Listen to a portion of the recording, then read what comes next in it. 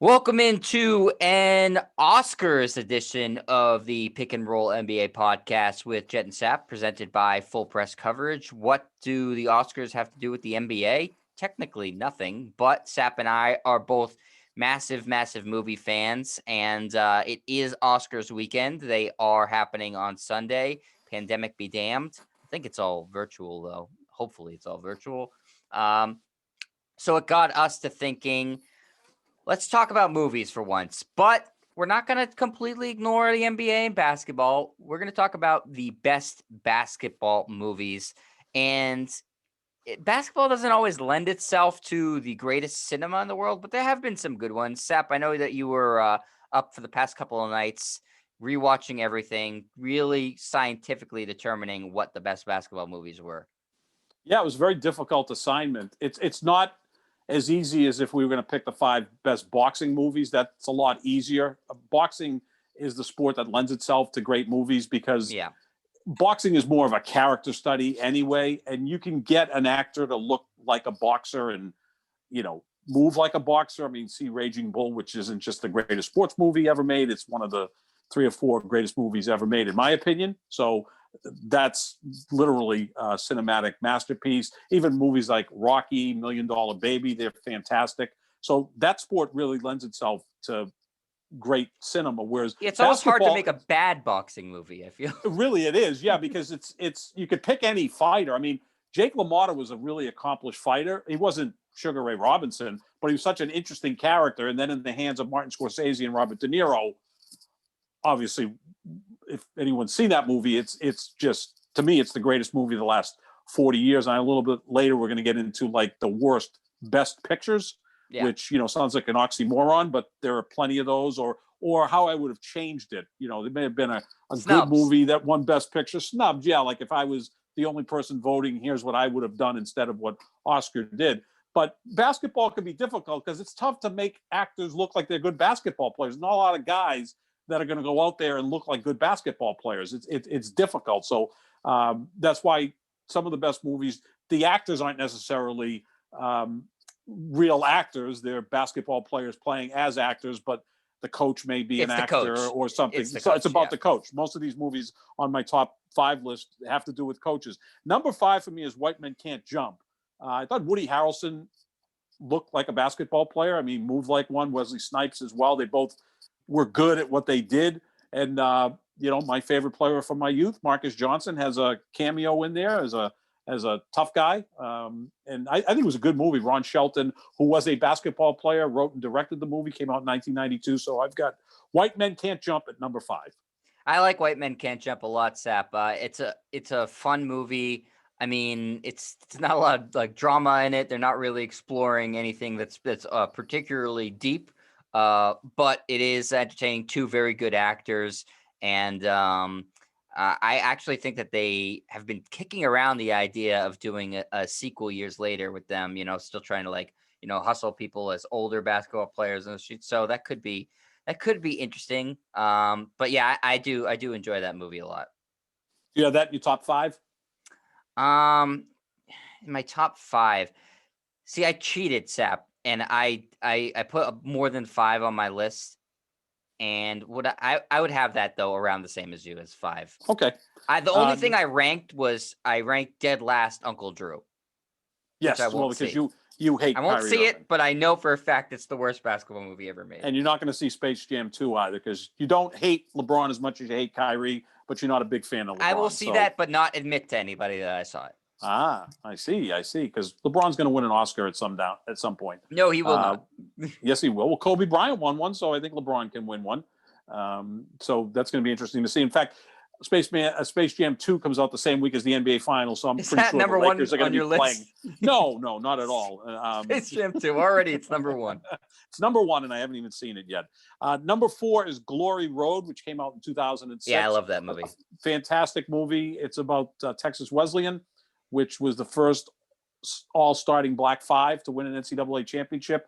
They beat an all-starting white 5. I don't even know if I've got the right order of words I'm using there. University of Kentucky, which actually had Pat Riley jumping center at 6'4" in the 1966 NCAA championship game. Texas Wesleyan beat Kentucky. They are now Really, UTEP, right? then our UTEP, yeah. Clem Haskins was the coach then, and then went to UTEP. And actually, Clem Haskins coached Tim Hardaway Sr., who was a great guard at UTEP and a borderline Hall of Famer. So I got Glory Road at number 4 in my list. That came out in 2006. I think that's just a really, really solid basketball movie. Yeah, it's a great story. It's a true story. It's kind of like Remember the Titans Yes. for basketball. It did kind of come out under the radar. Everybody talks about Remember the Titans still, and Glory Road sort of under the radar, but really, really good. And a true story with guys that you'll recognize throughout it who ended up playing in the NBA. Pat Riley, JoJo White's in that movie. Not the actual JoJo White, but the character that he was when he was at Kansas. Is that where JoJo White played basketball? Kansas State. Kansas State. I was close. Although people who went to Kansas State wouldn't like that I called them Kansas. No. So yeah, really good movie, Sap. That's a good pick. Yeah, I really enjoyed that. And again, it kind of surprised me when I went to see it. That was at a point where I saw every movie. I've been in a movie slump the last couple of years. I have glaucoma. I have cataracts that I want to have taken care of. You have excuses. Going back to juice, and I have excuses as well. So I have not been the movie buff I normally was. But when Glory Road came out, I was like seeing like 3 movies a week. So it really surprised me. Number 3 for me is, I kind of surprised my own self by putting it on there. But the more I thought about it, this had so much star power in it that I put it at number 3, Blue Chips, which came out in 1994. Shaq's in it. Penny Hardaway's in it. Marcus Johnson, again, playing an assistant coach. Nick Nolte? Nick Nolte was really good in that. Plays kind of like a Bobby Knight character. Yeah. Like this loud, obnoxious coach. There's He's crazy. Shavings going on. Perfect. Nick Nolte is perfect for that. Nick Nolte in real life is insane, but a very good actor. So I got Blue Chips at number 3. That came out in 1994. Pretty authentic with the basketball, choreography. Scummery. Yes, really much so. But that's what makes that such tough for basketball, is like, do these guys look like basketball players? That happens a lot in baseball movies, where the guy, like The Natural's really good because Robert Redford was a really good baseball player. So you could see him throwing the ball like a baseball player. Kevin Costner in any of his baseball movies. Bull Durham, Field of Dreams. You could see he's an athlete. Then sometimes you see it and the person's not throwing like a real athlete, and it kind of ruins it. But Blue Chips, when I was making this list, I'm like, the more I think of it, I really enjoy that movie. And again, anytime you see Shaq on the big screen. I haven't seen that since I was a kid, but I should rewatch Blue Chips. Yeah, it was good. And Shaq does fill up the big screen pretty much unlike anyone else. Yeah. I'm curious. So that was 3. I'm curious what your top 2 are, because obviously you're gonna have left off some. Because I made a list of like 8. Okay. Yeah, you always, when we do lists, you always do more than I do. Yeah, I did cheat. Yeah, I went with number 2, Hoop Dreams, which also came out in 1994. Now that's a documentary. Yeah, that's cheating. Nope, I could have put documentaries on SAP. I can't consider that cheating. Roger Ebert said it was the best film of 1994. So if it was good enough for Roger Ebert, it's good enough for me. It's sensational. He never played basketball. What's he know? No, not at all. Let's see, who were the 2 players that went on to play college basketball, but really not of any note in the NBA. William Gates and Arthur Agee were the 2 young players, and they followed them from like 9th grade on. It was really well done. And again, I put that at number 2. And number 1, I'm not the person that normally goes along with everyone else. I tend to like to be a little bit different. I have Hoosiers at number 1. I know it's sappy and all that stuff, but it's just a fascinating story. And Gene Hackman is so good in that. He just nailed it. I mean, every time I see it, I think of Gene Hackman really is Eddie Sutton, who coached at Kentucky and Arkansas and Oklahoma State, and who's going to go into the Hall of Fame posthumously in, I believe, the class of 2021. It's just a great movie. Old Hickory, I was looking for Brad Stevens and Gordon Hayward in it and couldn't find them. Yep. But they were there. Got to look closer. Well, when that movie came out in 1986, like the next spring, the Hoosiers won the national championship, and it had all of that feel to it. And as you've said, Indiana basketball now feels kind of like Nebraska football, like it's kind of like far behind the times, but I still have it as number one. I think a lot of people have that at number one, Sap, because it's just there's really no flaws in it as a sports movie. Yep. The acting is good, the story is interesting, and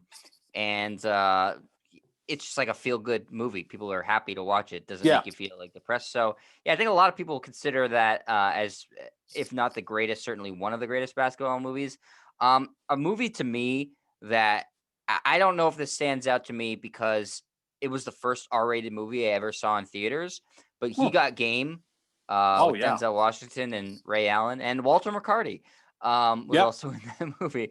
That's why you like it. Yeah. Though Walter McCarty is in some trouble, so maybe I should stick away from liking Walter McCarty. I just Denzel Washington's great in everything, so I mean that goes without saying. Spike Lee directed this. The soundtrack's done all by Public Enemy. It was so the experience of going to see an R-rated movie for the first time in theaters with my dad was really cool. I remember we went up to the ticket counter and the ticket taker said, there's a graphic sex scene in this, and my dad's like, so he basically told the ticket counter, mind your own business. Good for him. Yeah. And I've never understood that yet. Like, if there was violence, no one would say a thing. But if there's sex involved, it's like, we can't let the children see sex. What's more natural, sex or violence? Right. Only in America. Some people would say both. Right. But it was so the experience maybe heightened the movie a little bit more for me. But it is a good movie about a dad who was basically been incarcerated for his whole son's life as the son becomes an elite basketball prospect. And the dad is trying to steer him in one direction to go to a certain school. And the son has his own opinions. The son is played pretty well by Ray Allen, who showed some acting chops as a young NBA player. I mean, he was probably a year in the league, maybe. Yeah. What year did that come out? Was that that was in the late 90s? Yeah, 99. Yeah, maybe. He'd been drafted in 96, so he's probably 25 years old at that time because that movie's over 98, 20 years old. 98, so he was in his second or third year, which is interesting that they picked him. I think basketball players, of all the athletes, could pull it off as an actor because they have that natural charisma, screen presence. Like, I could see Russell Westbrook being a pretty good actor. First of all, he's a very good-looking guy. He carries himself that way, more so than other sports.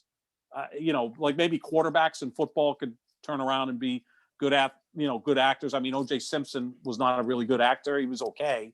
Running back, Jim Brown was actually a pretty good actor after being, for the longest time, in my opinion, the greatest football player ever. But yeah, the basketball guys can pull this off because they just have that natural charisma, presence, and Ray Allen was sensational in that. Yeah, that's a sensational movie. So there's just an interesting note about the casting of that movie, Sap. This is from the Wikipedia page. For the role of Jesus Shuttlesworth, Ray Allen's character, which is an awesome name. It is.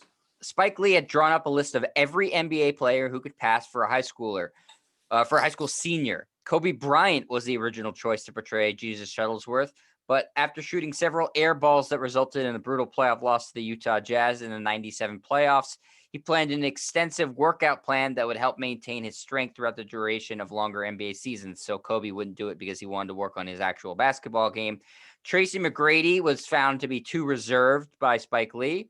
He was not impressed by Allen Iverson's performance behind the camera. Management for Kevin Garnett and Stephon Marbury wanted a guarantee that one or the other would be offered the part. Travis Best, Walter McCarty, and Rick Fox also auditioned, and Spike Lee cast them in supporting roles. Spike Lee then approached Ray Allen during halftime of a Bucks-Knicks game, ultimately offering him the role of Jesus Shuttlesworth. Ray Allen had never acted before, and he trained with an acting coach for 8 weeks prior to filming. And so we could have had Kobe Bryant or Kevin Garnett or Allen Iverson starring in this movie, but we got Ray Allen. Yeah, I think Ray Allen.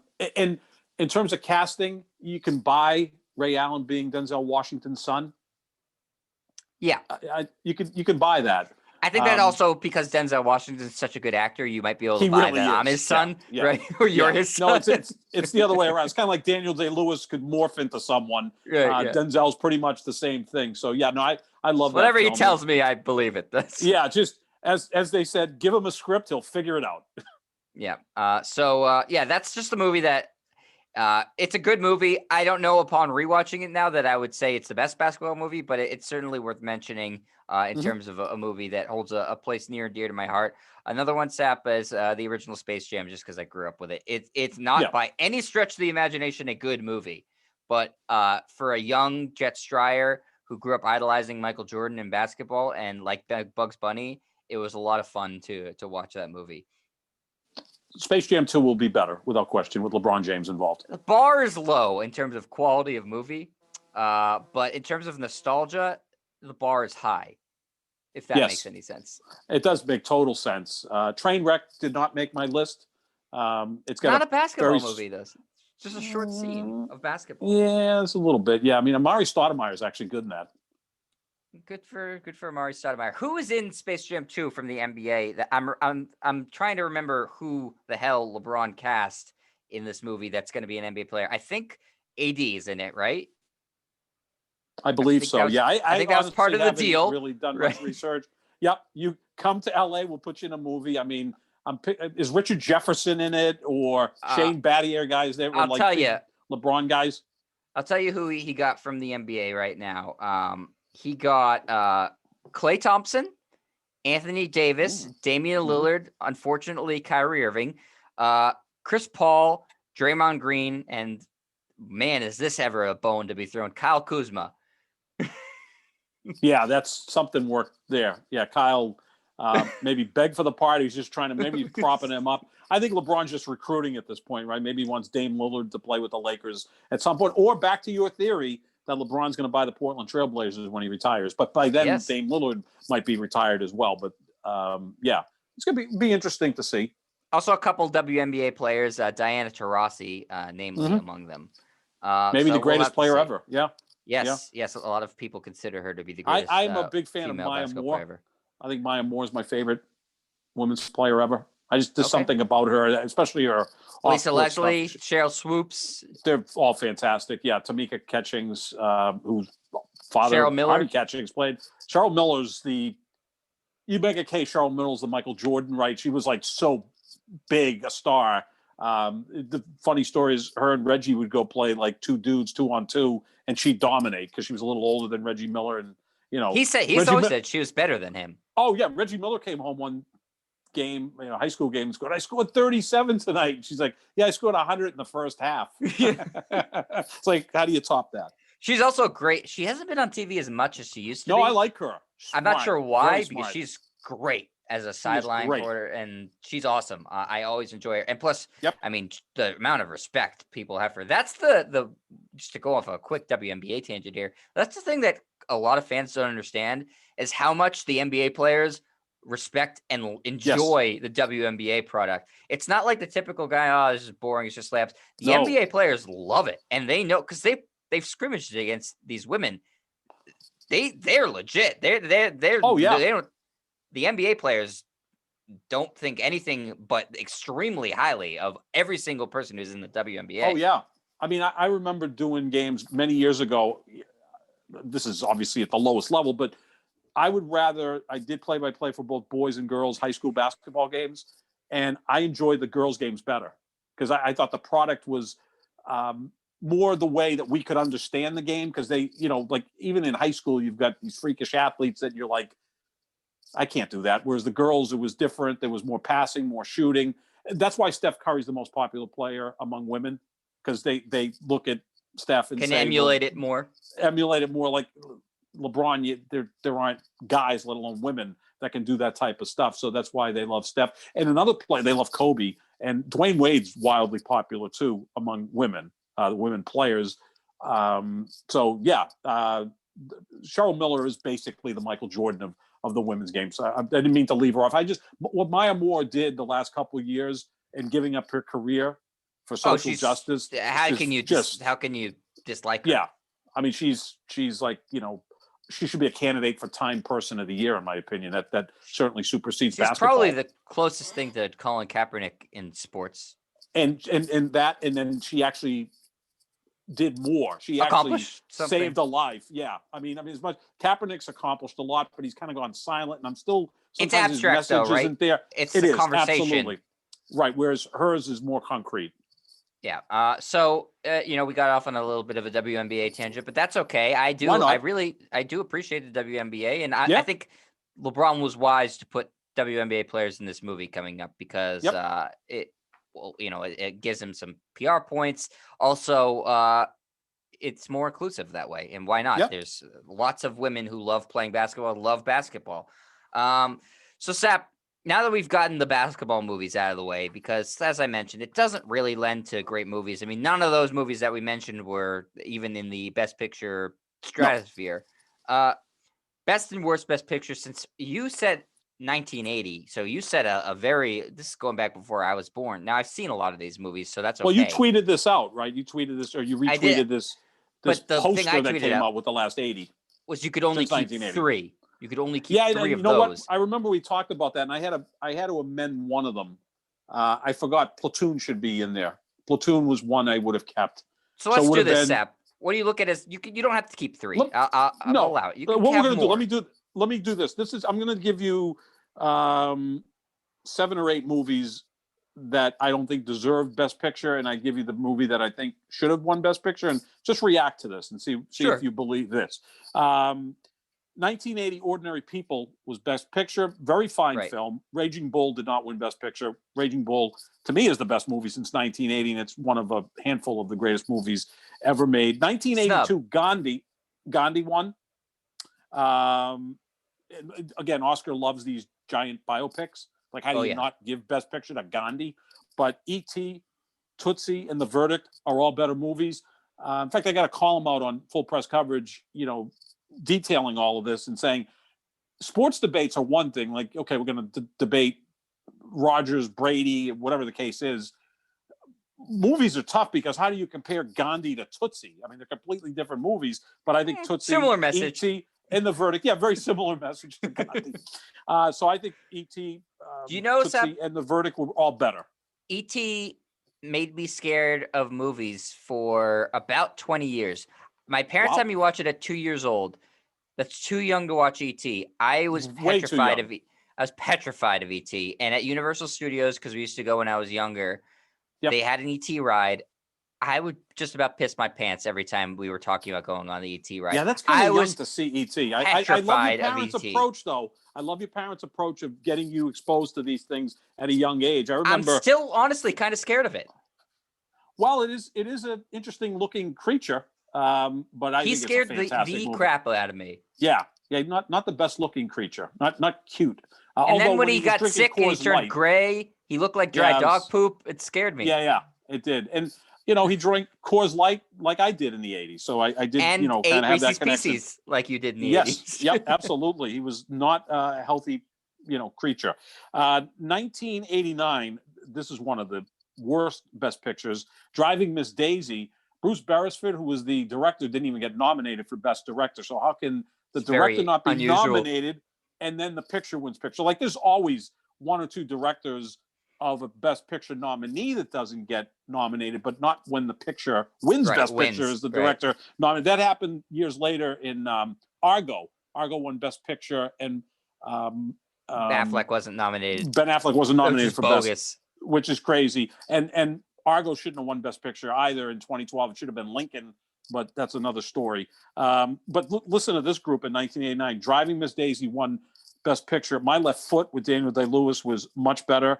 Born on the 4th of July with Tom Cruise, directed by Oliver Stone, much better. And Do the Right Thing, which didn't even get nominated for Best Picture, much better. Those 3 films, ridiculous. Much better. Driving Miss Daisy. Yeah, they really got it bad. Let's go to 1990. Dances with Wolves over Goodfellas. You've got to be kidding me. Goodfellas is a top 5 movie for me. Right. I mean, it's not quite up there for me, but it's close. 1996, like Elaine Bennis, I'm not a big fan of The English Patient. And Fargo should have won Best Picture. I know you're not a big Coen Brothers fan, but I love Fargo. 1998, Shakespeare in Love over Saving Private Ryan. That's a tough one. Ryan. But here's probably, this is probably the second worst. 2002, Chicago over. I like Chicago. Yeah, I didn't like it. About Schmidt with Jack Nicholson and Far From Heaven with Julianne Moore were both better. To me, this is the worst. Just hate musicals. It's not nice. I do not want to have any fun at the movies. Crash won Best Picture in 2005. Yeah, no one likes that movie. Worst Best Picture ever. I still think it was a mistake. Munich by Steven Spielberg was far better, as was Brokeback Mountain. And in 2012, Argo won. Should have been Lincoln.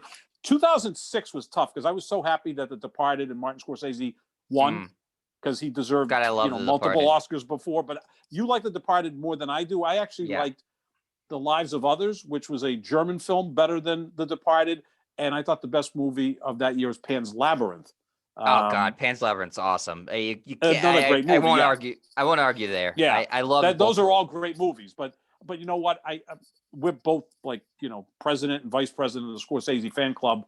So him finally winning Best Director and Best Picture was long overdue. He should have won it for Raging Bull. Should have won it for Goodfellas. Heck, he could have won it for Taxi Driver. And years later, Del Toro got it anyways. So. For The Shape of Water, which was a brilliant film. I love that. The only thing I thought that year that there was a film that I thought was better, which now the name escapes me. That's how much I thought it was better. It was, I forget the name of it. If you could tell me who's in it, maybe I could help you out. But Timothée Chalamet.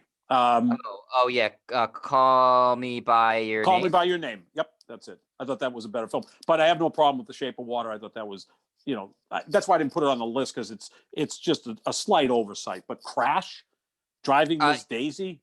The year Crash won, I just don't think was a particularly good year. Listen, Crash didn't deserve it.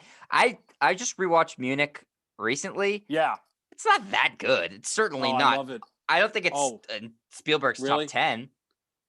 No, but that's how talented he is. I know Maybe it's not in there. I didn't love it upon rewatching it as much as I thought. I thought it was what was so the other well one, done. Sap? Brokeback Mountain, which I've never seen that. Name. Okay, Brokeback Mountain's excellent. Similar theme, somewhat. Obviously, Call Me by Your Name is better, but Brokeback Mountain. But you're right, that was a weak year. Of those three, probably the one with the most staying power is Brokeback Mountain, the most cultural imprint, right? Oh, absolutely. And also that year, Match Point, Woody Allen's movie, was sensational as well. That could have won Best Picture. In that one? Yes. How can a movie be bad if my dear Scarlett Johansson's in it? Can't possibly be bad. That's true.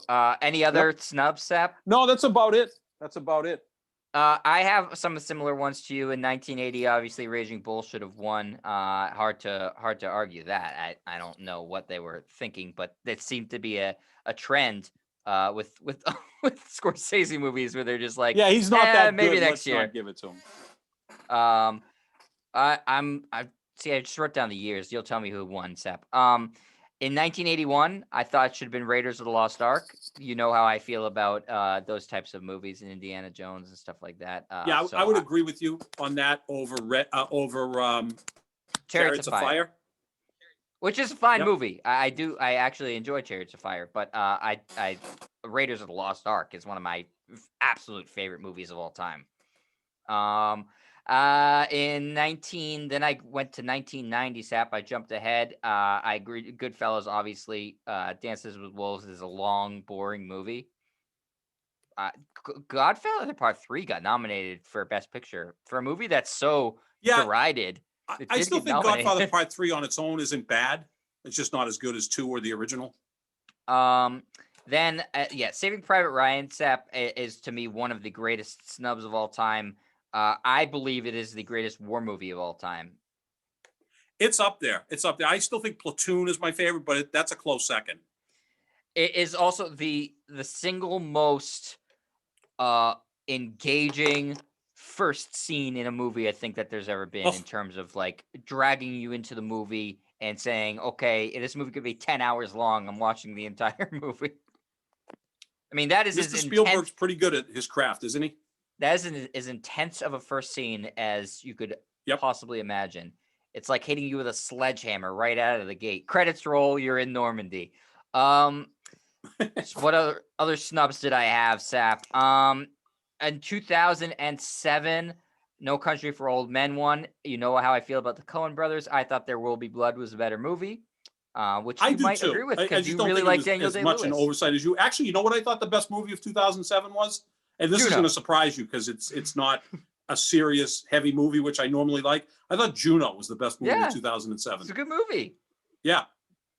In terms, how I look at this a lot, Sap, is what's the cultural imprint? Like this, does it have cultural significance years later? Do people still talk about it? And a lot of these, I think, like just kind of go by the wayside after the initial run of one Best Picture. I'm going to catch up and watch it.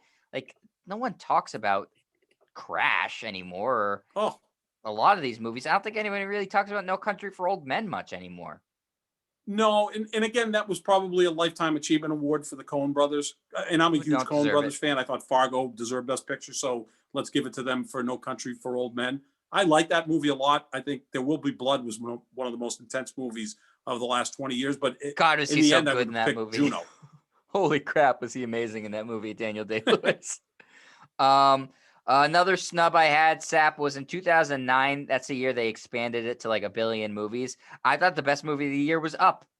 It's the first time I thought an animated movie was the best film of the year. That movie makes Yep. me cry every single time I watch it, and it elicits an emotional response. Not taking away from The Hurt Locker, which is an excellent movie. I also thought you could have Inglourious Bastards was a better movie than The Hurt Locker that year. Yeah. No, you got good points there. What else did I had? Oh, in 2014, so a little bit more recent one. I thought Whiplash was the best movie that year. I think Birdman sucks. Birdman is maybe my least favorite Best Picture winner of all time. I genuinely didn't get it. I know some people swear by it. I thought it was awful. It was almost unwatchably bad. Yeah, I think Whiplash was the best movie that year. I agree wholeheartedly with you. J.K. Simmons won Best Supporting Actor, should have been nominated and probably won for Best Actor. Yeah, you could certainly make that case. He was in the movie just as much as the lead in that. Why I'm forgetting his name, I don't know. But yeah, I really it's a combination of loving Whiplash and reviling Birdman, which I just again Inarritu is a little bit too experimental for my liking. I appreciate the auteurism, but not for Best Picture. So those were my snubs. Sap, do you have a list of, before we get to your best, we'll end with the best. Do you have a list of your single worst Best Picture winners? It doesn't have to be ones that were better than, but ones that you just genuinely didn't think were. Crash good. Is kind of in a league of its own. I also think Driving Miss Daisy, Shakespeare in Love, that I just didn't get it. Those are the three. Oliver, I mean, I'm going way back. This is 1968.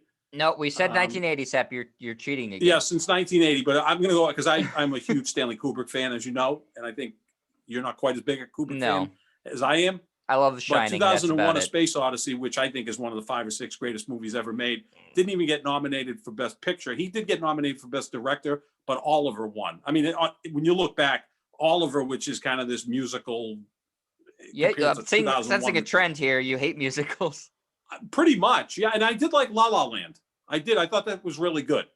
I did enjoy that. Moonlight won. After I La La Land won Moonlight for 30 seconds.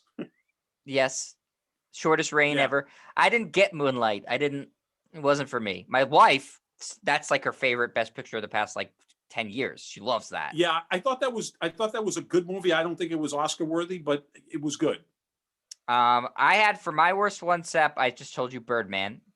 Didn't like it at all. Didn't like Crash. I wasn't a huge fan of that at all. Everybody has Crash. Everybody has Crash. Crash is you look at it and go, how the hell did that happen?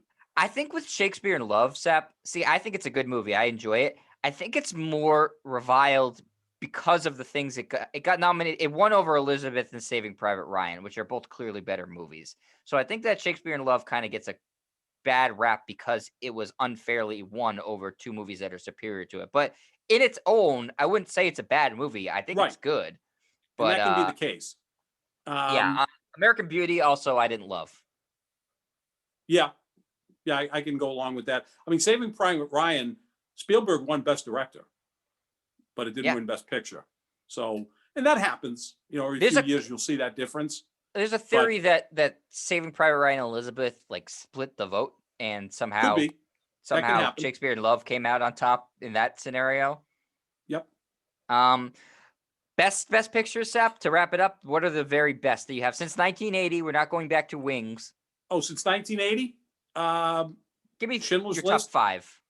Schindler's List, $1 Million Baby. Those would be the two best. Let's see, what else would I put up God, there? I never since want to watch Schindler's 1980? List ever again. Once is enough Platoon? for me. Platoon would also be up there. I would say, and The Silence of the Lambs. Platoon, The I Silence wouldn't of the Lambs. I wouldn't have those guessed you four. were a big fan of Silence of the Lambs, Sap, because Oh, yeah, you're not great a movie. big horror. I guess it's not really a horror movie. It's a little bit of No, but it's not. Yeah, it's more in your mind. And look, it's Anthony Hopkins and Jodie Foster. I mean, yeah. Anthony can't get much Hopkins better is in than that movie for like 15 minutes. He won Best Actor. Yeah, he was sensational in it. I don't even Kinda know like he's in it for Brando in The 15 Godfather. minutes. Brando won Best Actor in The Godfather, but Al Pacino was in it more in the original, and Pacino got nominated for Best Supporting Actor. That happens. Yeah. For me, again, cheated. But I had those same movies there. A Silence of the Lambs I had on there. Return of the King. I'm a huge Lord of the Rings fan, so that you have to like the genre. Yeah. But I love all those movies, so for me, that I had to put that up there. Argo and Spotlight, more recent ones that I loved both of those movies. What was I gonna say? Unforgiven. I love westerns, so I had That's a great Unforgiven on movie. there. Yep. Also a underrated movie that it's not to this level, but it's insanely rewatchable is The King's Speech. Really, really good Yeah. movie. I thought it was very good, very well acted. I thought that Black Swan was better that year. Yeah, And I that's thought another the movie I best just movie- didn't get. Yeah, no, I thought Black Swan was so intense. I also thought that The Social Network should have been best film. That probably has the biggest cultural imprint of Yeah. all, if we're talking about Yeah. that. That's a movie people will probably be watching in 50 years and saying, what Yep. the hell, how do we allow this? We allow this person who has no social skills to run the biggest social network in the world? But yeah, it's an interesting exercise, Sap. And we wanted to do this because it is in fact Oscar weekend. And I don't know, have you seen any of the nominees for this No, one? I told you I've Sap? been in a movie slump. I have. gotta get my eyes fixed, and then I'll start catching up. I've seen everything but The Father, which I have no interest in watching because it sounds incredibly depressing about, a dad losing his mind to his memory to Alzheimer's. I don't want to subject myself through that. I just don't feel like crying. But I have seen Trial Chicago 7, Sound of Metal, Promising Young Woman, Nomadland, Minari, Mank, Judas and the Black Messiah. My guess is Nomadland wins. That seems to be the prevailing theory. I thought that the movie that, if I'm talking about cultural impact, Promising Young Woman, that's what I would go with. Yeah, it should be interesting to see. So we will see. We'll see how they do this Oscars being virtual, and maybe we'll be adding one of these to either our favorites or least favorites going forward. Sap. We'll see how Oscars play out, and we'll see how the rest of the NBA plays out, and we'll get maybe some good basketball movies coming forward with Space Jam 2 and who the hell knows what Hollywood has cooked up for us in terms of basketball. But that's going to do it for us here at the Pick and Roll NBA podcast with Jet and Sap, presented as always by our friends at Full Press Coverage. Make sure you check out this podcast and other ones at their website, fullpresscoverage.com. Check out us on iTunes, leave a review. You can find us on YouTube, youtube.com/JetStryer. That's my Twitter also, is at JetStryer. Saps is at JohnSap25, JohnSap25.